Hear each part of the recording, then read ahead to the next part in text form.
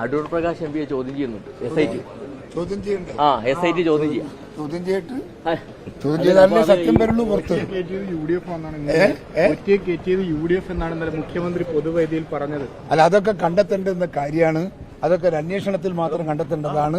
ആരെങ്കിലും വായി തോന്നിയത് പറയുന്നതൊന്നും സത്യമല്ല, യാഥാർത്ഥ്യമല്ല. യാഥാർത്ഥ്യമാണോ സത്യമാണോ എന്നത് ഒരു അന്വേഷണത്തിലൂടെ മാത്രമേ മനസ്സിലാവുള്ളൂ. ആ അന്വേഷണം വരട്ടെ, അപ്പൊ പറയാം. UDF കൺവീനറെ ചോദ്യം ചെയ്യുകയാണ് ഇപ്പോൾ. UDF കൺവീനർ അടൂർ പ്രകാശിനെ അതൊക്കെ UDF കൺവീനറല്ല, KPCCന്റെ പ്രസിഡന്റിനെ ചോദ്യം ചെയ്യൂലേ ഒരു കേസ് വന്നാൽ? ഇറ്റ് ഈസ് ക്വൈറ്റ് നാച്ചുറൽ, ഒരു ലീഗൽ പ്രോസസ്.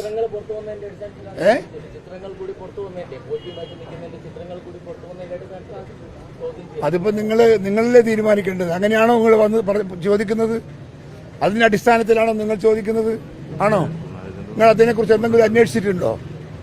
എന്താ നിങ്ങളെ മാധ്യമങ്ങൾ കണ്ടെത്തിയത്? അതൊന്ന് പറഞ്ഞ് എന്നെടുക്കാം. രാഷ്ട്രീയ പ്രേരിതം ഉണ്ടാവുമല്ലോ, സ്വാഭാവികല്ലേ. അതിപ്പോ കേരളത്തിലെ രാഷ്ട്രീയത്തിൽ ഇതില്ലെങ്കിൽ പിന്നെ കേരളത്തിൽ രാഷ്ട്രീയമുണ്ടോ? ഇതല്ലേ രാഷ്ട്രീയം. എന്നെ ചവിട്ടുക, എന്നെ കൊല്ലാൻ ശ്രമിക്കുക, അതാണ് പൊളിറ്റിക്സ്. എന്നെ ഇല്ലാതാക്കുക, അതാണ് പൊളിറ്റിക്സ്. ഒരാളെയും രാഷ്ട്രീയത്തിൽ ഇല്ലായ്മ ചെയ്യുക, അതാണ് രാഷ്ട്രീയം. അതുകൊണ്ട് ആ രാഷ്ട്രീയമാണ് ഇവിടെ പ്രതികരിക്കുന്നതും CPM ഇടതുപക്ഷം കൊണ്ടു നടക്കുന്നതും. ഒരു ബൂമറാങ്ങൂല. ഇതിനേക്കാൾ വലുതൊക്കെ നമ്മൾ കണ്ടു വന്നവരാണ്. നമുക്കിതൊന്നും ഒരു പ്രശ്നമല്ല. എവിടെയാ വണ്ടി? അപ്പുറത്തല്ലേ?